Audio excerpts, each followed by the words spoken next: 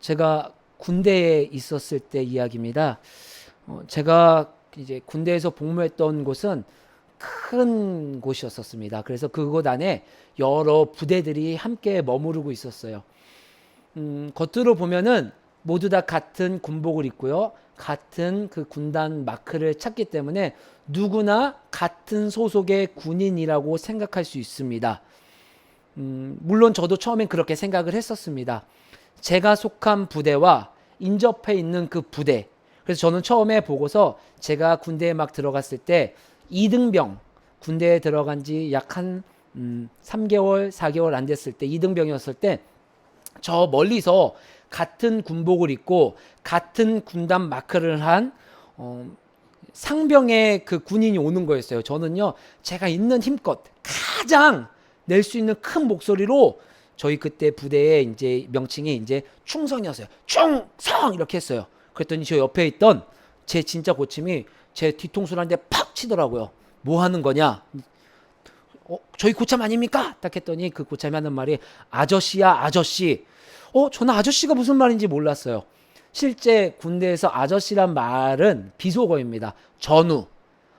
같은 부대에 제 직속 고참은 아니지만 우리가 같은 전우.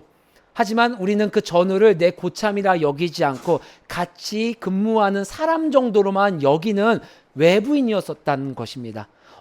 물론 같은 부대였고 또 같은 군단 마크를 했지만 저희가 하는 일이 달랐었기 때문에 외부에서 보았을 때는 같은 군인이고 같은 소속의 군인으로 여겼지만 실제로 그 내부로 들어갔을 때는 그 사람과 저는 전혀 다른 사람이었다라는 것입니다. 제가 이제 어느 정도 시간이 지나서 일병 정도가 되었고 제 옆에 고참이 없었을 때 저는 그 다른 부대의 외부인에게 병장에게 얼마나 제가 농담 따먹기를 하고 얼마나 약 올렸는지요. 그 사람도 저에게 비록 계급 차이는 있었지만 서로 밖에서 만난 친구처럼 농담도 따먹고 또 함께 재밌게 군대 생활을 했었습니다. 왜 그랬을까요? 그 사람은 저에게 외부인이었었기 때문입니다. 제가 내부인이었었던 제 고참에게 절대 그렇게 할 수 없었겠지요. 오늘 왜 제 군대 이야기를 하며 외부인과 내부인 이야기를 했느냐? 이와 비슷하게 예수님께서 이 땅에 오셔서 그리스도인으로 우리 모두를 택해 주시고 불러 주셨습니다. 그리고 그 모든 그리스도인으로 불러주시는 그 예수님의 음성에 많은 사람들이 그 음성을 듣고 반응을 합니다. 어떤 사람들은 분명 예수님이 이 땅에 오셔서 내부인, 그리스도인, 예수님을 따르는 자, 예수님과 형제 자매로 불러주시는 목적으로 말씀을 선포하고 기적을 보여주셨고 경험케 하셨지만 어떤 사람들은 그래, 예수님이 이 땅에 하나님의 아들로 오셨어. 오케이. 예수님이 그동안 우리에게 오셨던 수많은 가짜 그리스도와는 다르게 정말 이분은 진짜인 것 같아. 이 기적도 눈속임이 아니라 감정적으로 내가 그냥 경험하는 것이 아니라 정말 기적이야. 오케이. 나는 예수님이 오신 것 인정해. 예수님이 오신 것 목적도 긍정해. 라고 수많은 외부인들이 인정한다 할지라도 우리 눈에는 실상은 그들이 그 긍정하는 모습만 보이는 것 뿐이지만 실상은 성경에 비추어 보았을 때, 예수님의 말씀에 비추어 보았을 때 그들은 내부인이 아니라 그리스도인이 아니라 인정했음에도 불구하고 외부인으로 지칭되어 살아가고 있다는 것을 성경에선 이야기해주고 있습니다. 그런데 정말 중요한 것은 저와 여러분들의 눈에는 그들이 내부인, 그리스도인 같아 보인다는 것이 문제입니다. 왜 그럴까요? 그것은 앞서 말씀드렸듯이 외부인과 내부인 사이에는 공통 분모가 있기 때문입니다. 우리 마가복음 3장 8절 말씀 읽어볼까요? 시작. 유대와 예루살렘과 이두메와 요단강 건너편과 또 두로와 시돈 근처에서 많은 무리가 그가 하신 큰 일을 듣고 나아온지라.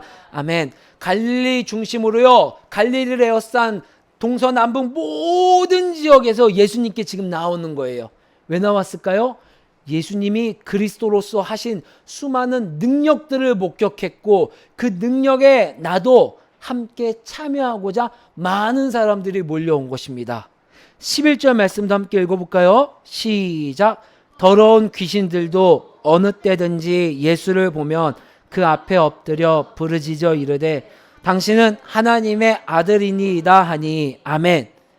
귀신들도 예수님이 오시고 나서 예수님의 권위 있는 말씀과 놀라운 능력들을 보았을 때 엎드려 부르짖으며 당신은 하나님의 아들 그리스도 맞습니다 라고 인정하는 것이에요. 3장 8절에 3장 11절에 외부인 두 그룹이 나옵니다.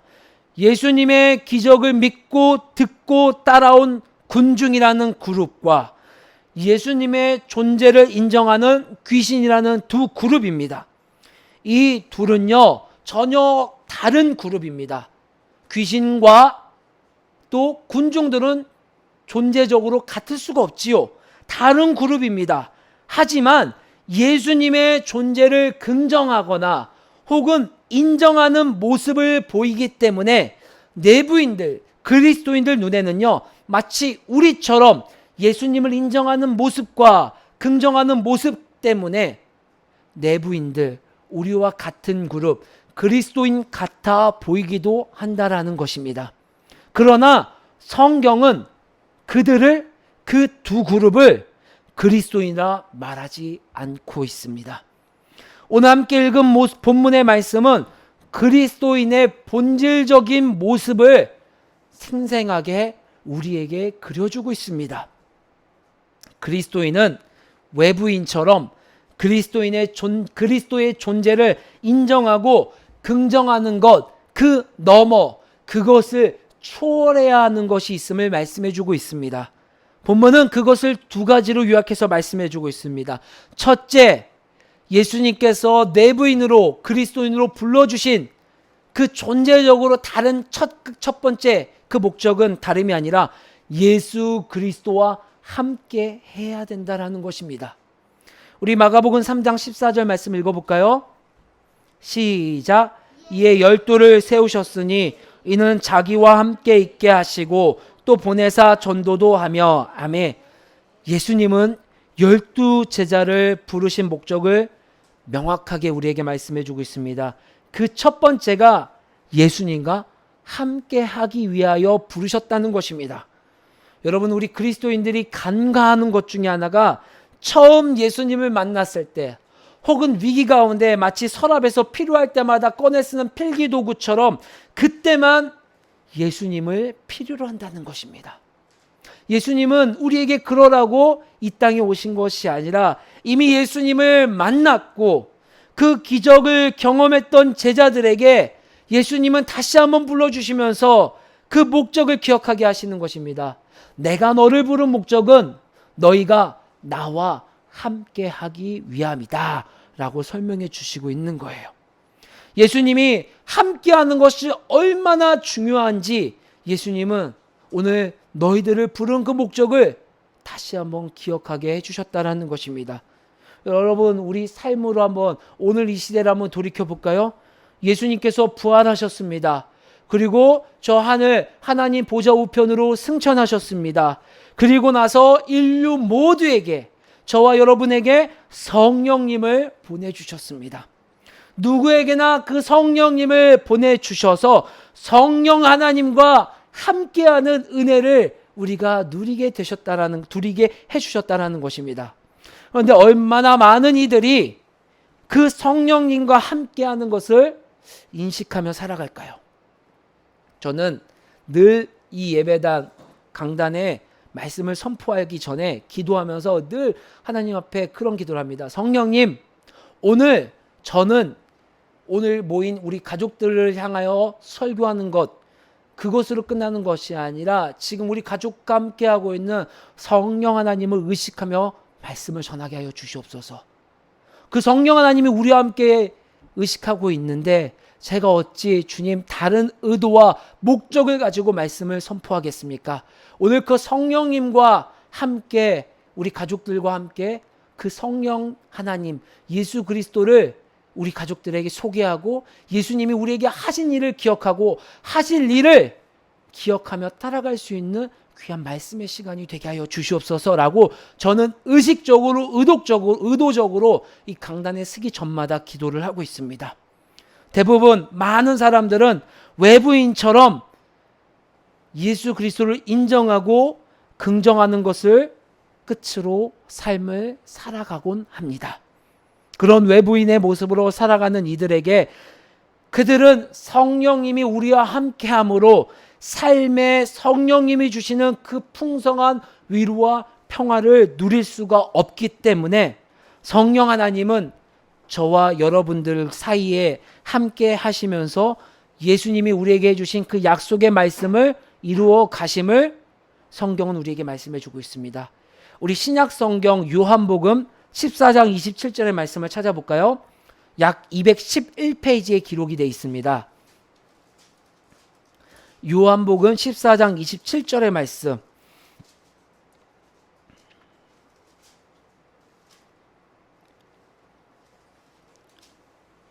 요한복음 14장 27절의 말씀 함께 읽겠습니다. 시작. 평안을 너희에게 끼치노니 곧 나의 평안을 너희에게 주노라. 내가 너희에게 주는 것은 세상이 주는 것과 같지 아니하니라. 너희는 마음에 근심하지도 말고 두려워하지도 말라. 아멘. 예수님이 우리에게 약속하신 그 평안, 세상이 주는 것과 다른 그 평안, 세상이 주는 평안은 즉각적이고 이례적인 평안과는 다른 보다 근본적인 평안이라 성경은 말씀해 주고 있습니다. 왜 우리가 그 평안을 누리지 못하고 있을까요?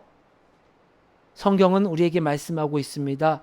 우리 삶의 중심이 예수 그리스도와 함께하고 있는지, 함께하고 있지 않는지, 혹은 내가 나의 삶의 그 자락마다 필요한 곳에서는 예수님 함께하여 주시옵소서, 예수님 나와 함께하여 주시옵소서 라고 하는 부분적인 모습을 살아가는지, 아니면 오늘 예수님께서 제자들을 불러주셨을 때 그 인생 전체에 내가 너와 함께 하겠다라는 그 말씀을 붙잡고 우리 삶의 중심에 예수님이 함께 하고 있는지, 먼저 그 질문이 우리에게 선행되어야 할 것입니다. 예수님과 함께하는 그 부르심, 그 부르심을 중심에 두지 않고 살아가는 이들은요, 때로는 외부인으로 살아갈 수밖에 없음을 성경은 말씀해 주고 있습니다. 예수 그리스도와 함께하는 부르심의 목적은요, 우리가 길을 잃지 않고 사회가 주는 즉각적이고 이례적인 평안을 가장한 그 만족을 배제하고 온전한 주님이 주시는 평안을 찾아갈 수 있도록 오늘 예수님은 우리에게 먼저 우리와 예수 그리스도가 함께하기 위하여 우리를 지명하여 불러주셨다 말씀해 주고 있습니다. 이 함께해 주시는 그 부르심은요, 우리에게 말씀해 주신 두 번째 목적의 여정을 완주할 수 있는 힘을 주곤 합니다. 두 번째 부르심은 내부인으로서 그리스도인으로서 살아갈 수 있도록 불러주시는 두 번째 부르심은 예수님의 일을 우리가 할 수 있게 부르셨다라는 것입니다. 우리 마가복음 3장 14절 15절 말씀 함께 읽어볼까요? 시작. 세우셨으니 이는 자기와 함께 있게 하시고 또 보내사 전도도 하며 귀신을 내쫓는 권능도 가지게 하려 하심이러라. 아멘. 예수님이 그리스도인으로 불러주신 두 번째 목적은요, 다른 것이 아니라 예수님께서 하신 일을 우리에게 부탁하기 위해 불러주셨다라는 것입니다. 본문의 말씀은 예수님이 이 땅에서 하신 일을 크게 두 가지로 말씀해 주고 있습니다. 그중 첫 번째는요, 전도, 다름이 아니라 즉 이 땅에 하나님의 나라가 왔다라는 것을 전하게 하기 위한 스피커로 우리를 불러주셨다라는 것입니다. 여전히 많은 사람들이 하나님의 나라를 기다리고 있었습니다. 그런데 예수님은 오셔서 말씀해 주신 거예요. 수많은 기적들도 보여주시고 권위 있는 말씀을 통하여서 그토록 우리가 기도하고 갈망하던 그 하나님의 나라가 이 땅에 왔다. 그래서 우리는 그 하나님의 나라를 소유하고 그 하나님의 나라를 누리면 된다라는 가장 복된 소식, 그 복음의 소식을 오늘 저와 여러분들에게 맡겨주셨다라는 것입니다. 오늘 그 위대한 사명을 각자의 삶의 자리에 주시기 위하여 예수님은 지명하여 불러주셨다라는 거예요. 그리고 그 두 번째 목적, 예수님이 하신 일 그 두 번째 여러 가지 일들 중에 오늘 성경에서 말씀하시는 두 번째 일은요, 동시에 귀신을 쫓아내는 권능을 주시기 위해 부르셨다라는 것입니다. 다른 것이 아니라 즉 그리스도인을 통하여 하나님의 나라가 임하였고 귀신을 쫓아내는 사역을 우리 모두에게 주셨다라는 것입니다. 저에게만 주신 것이 아니라 여러분들에게도 그 놀라운 축귀의 권능을 주셨다라는 것입니다. 그런데 이 말씀을 조금만 더 자세히 살펴보면요, 축귀라는 어떠한 영적이고 어떠한 신비적인 것뿐만 아니라 성경은 다른 부분의 이야기도 해주신다는 것을 우리가 놓치지 않을 수 있습니다. 이 둘이 가지고 있는 바는요, 전도 말씀 하나님의 나라를 선포하고 귀신을 쫓아내는 이 권능을 가지고 있는 것은요, 단 하나를 향하여 귀결되고 있다는 것을 우리가 알 수 있습니다. 이 땅에 하나님의 나라가 임했다라는 것입니다. 우리는 때로는요, 말로써 하나님의 나라가 임했습니다 라고 선포해야 합니다. 또한 우리가 할 수 있는 삶의 자리에서 행동으로 하나님의 나라가 임했음을 드러내기도 해야 합니다. 대표적인 예가 귀신을 내쫓는 것입니다. 여러분, 단순하게 귀신 들렸다라는 표현은요, 성경에서 말하는 것은 귀신의 지배를 받았다라는 표현이에요. 성경에서 예수님이 귀신을 내쫓은 사건 중에 군대 귀신 들린 자가 있습니다. 군대 귀신 들린 자를 영어의 표현을 보면요, possessed by, 즉 귀신에게 내가 이렇게 휩싸였다라는 거예요. 내 뜻대로 살아가는 것이 아니라 내 의지대로 내 생각대로 살아가는 것이 아니라 귀신이 원하는 생각과 귀신이 원하는 방향성대로 살아간다는 거예요. 그래서 때로는 초인적인 능력이 나타나서 사람들에게 겁을 주기도 하고요, 그 귀신의 능력을 보고 귀신을 숭배하기도 한다라는 것입니다. 성경은 그런 자들에게 나아가서 그 귀신의 통치를, 귀신의 지배를 받고 있는 자들에게 예수님의 이름과 예수님의 능력으로 말미암아 해방시켜 하나님의 통치 안으로 들어오게 하는, 귀신을 쫓아내는 그 권능을 제자들에게 주셨다는 것입니다. 그런데 여기에서만 멈추면 안 되는 거예요. 귀신을 쫓아내는 권능은요, 우리 모두에게 주셨다라는 것입니다. 그것은 다른 것이 아니라 귀신을 쫓아내는 것이 영적인 영역에만 국한된다라는 것이 아니에요. 정말 귀신 들려서 초인적인 능력을 행하는 그 자에게만 해당되는 것이 아니라 귀신이라는 그 세계력을 우리가 조금 더 면밀히 살펴봐야 된다라는 것을 오늘 본문은 우리에게 말씀해 주고 있는 것입니다. 여러분, 귀신이 뭐예요? 사탄의 하수인으로서 하나님과 반대되는 세력에 있다라는 것입니다. 즉, 이 땅에서 하나님의 나라, 하나님의 성품과 하나님의 가치관과 반대로 흘러가는 구조들을 그 중심에 세상적인 것, 귀신의 통치가 있다라는 것입니다. 하나님의 가치관이 서지 못하게 하고 하나님의 창조 목적대로 서지 못하게 하는 그런 모든 불합리한 그 구조들을 다시 되돌려서 하나님 나라의 선한 가치관과 하나님 나라가 주시는 온전한 평안과 안식을 누리게 하기 위한 도구로 오늘 저와 여러분들을 성경님이 불러주셨다는 것입니다. 여러분, 그럼 그 귀신을 쫓아내는, 귀신을 축기하는 개인적인 영역을 볼까요? 여러분, 우리 개인들을 한번 살펴보세요.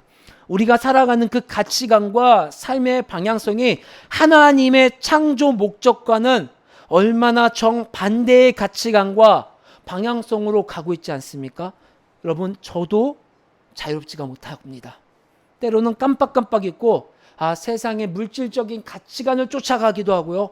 하나님이 말씀하신 하나님 나라와는 정반대의 모습으로 제가 그 결과를 향해 나아가고 있고, 또 하나님 나라라는 이름을 이용해서 제 이름과 교회의 이름을 이용하려고 하는 수많은 유혹 속에 제가 편승하고 있었다라는 것을 부끄럽지만 고백하고 합니다. 사람의 생명을 존중하고 인격을 존중하기보다는 돈과 명예와 안정이 추구하는 개인의 가치관, 더 나아가서 나 스스로를 내가 아껴주지 않아요. 왜 그럴까요? 나 스스로를요, 애굽에서 있었던 것처럼 학대하고요, 노예로 나를 부리고 있어요. 왜 그럴까요? 사탄이 지배하는 그 가치관에 내가 종속되었기 때문이에요. 사탄이 지배하는 그 가치관의 열매를 맺기 위해서 나조차도 하나님의 형상을 잃어버리고 노예의 형상대로 살아가고, 나조차도 하나님이 나에게 주신 그 고귀하고 진정한 평안과 안식을 누리는 가치관은 저 밑바닥에 두고 세상이 나에게 주는 달콤하고 즉각적이고 일시적인 그 가치관을 향해 나아가고 있는 개인의 영역 가운데, 하나님은 그 가운데 그 세상의 가치관을 쫓아내라는 것입니다.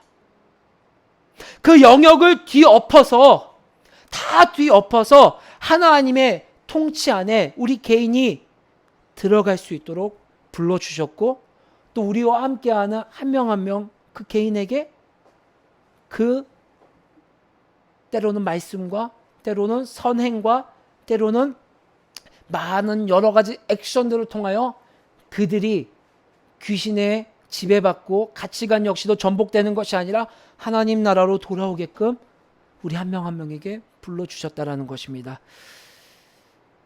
또한 우리가 지금 살아가고 있는 사회 구조를 한번 살펴볼까요? 이 사회를 한번 여러분 돌아보세요.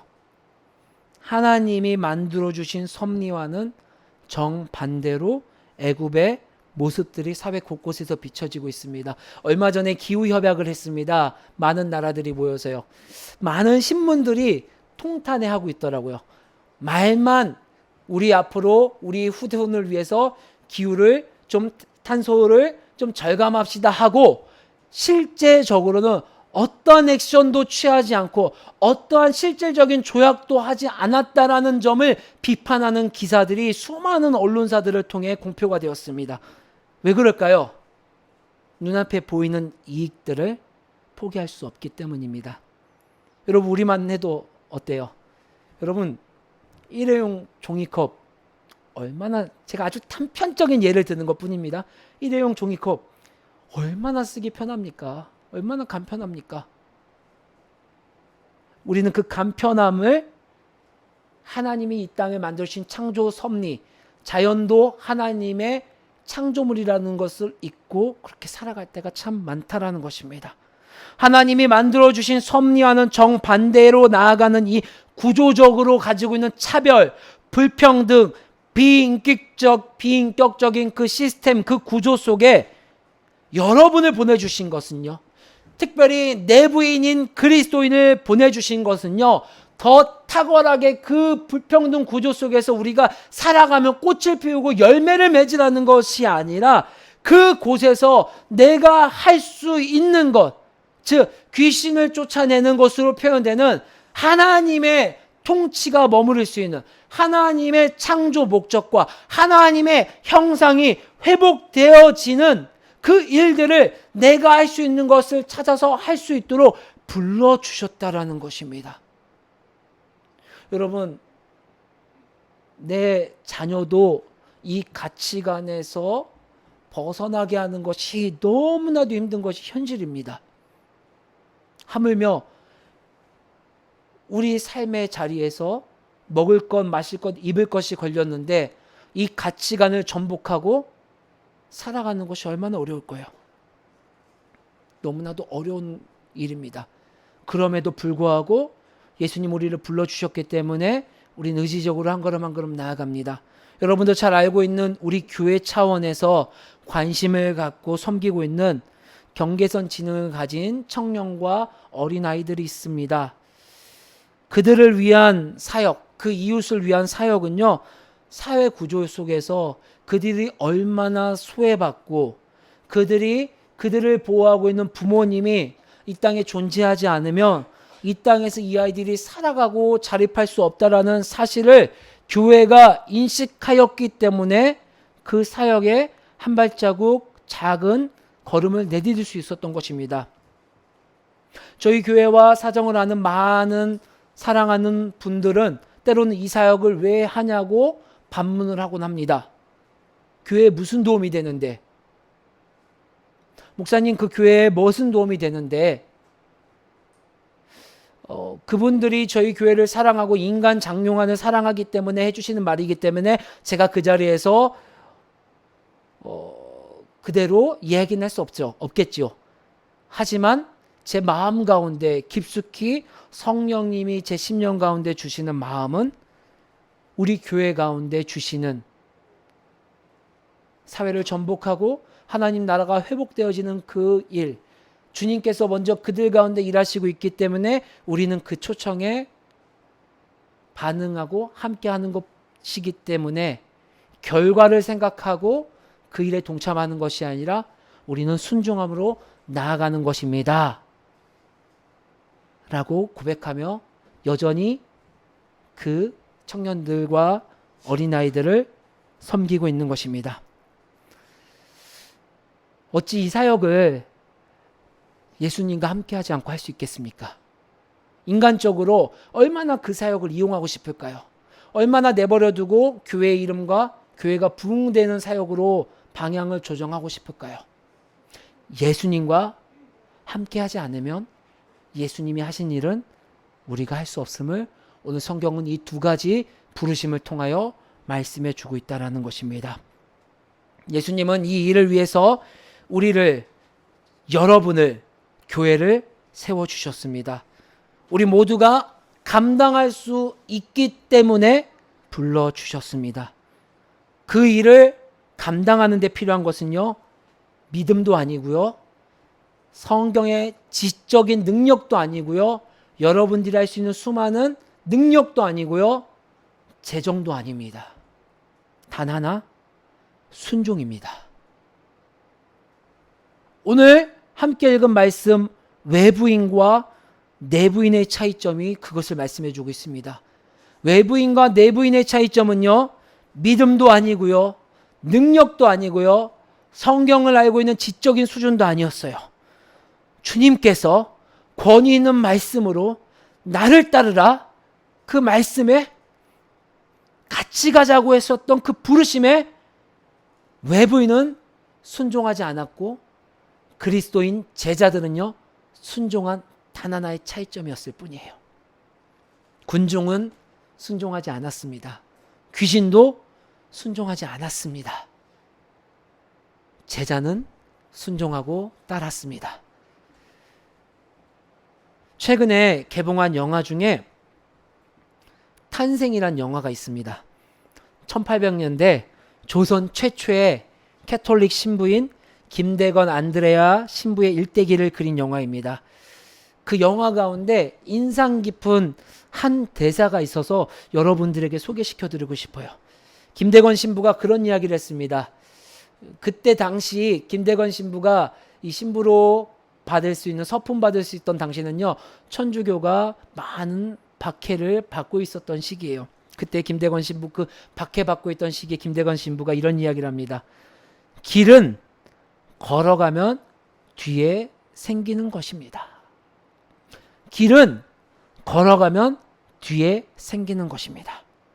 그는 조선 최초의 신부가 되어서 25살의 꽃다운 나이에 순교를 했지만 그의 순교가 조선의 기독교가 들어오게 문을 연 것만은 확실합니다. 그리스도인이 걸어가는 길은 그 길이 보이지가 않습니다. 개인적으로나 세상적으로나 우리에게 보이는 길은요, 하나님이 우리에게 요청하시지 않은 길일 경우가 너무나도 많아요. 크고요, 아스팔트가 깔려 있고요, 꽃이 뿌려져 있어요. 누구나 그 길을 선택하기를 원하게끔 만들어진 그 길입니다. 그래서 그 길을 포기하고 새로운 길을 걸어가는 것이 어려운 것입니다.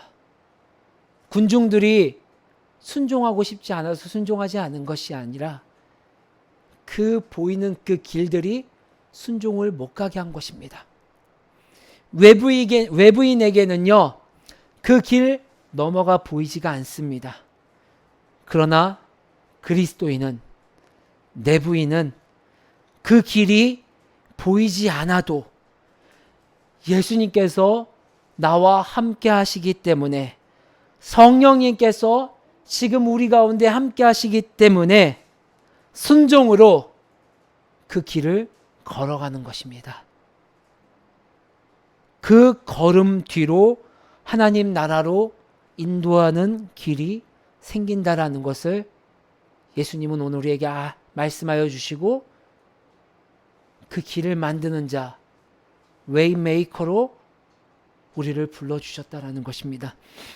세상에서 가장 큰 부르심을 받은 교회, 그리고 세상에서 가장 큰 부르심을 받은 여러분들, 그 부르심을 소중하게 여기시고 생각하시고 지켜낼 수 있는 여러분들이 될 수 있기를 주의 이름으로 간절히 소망합니다.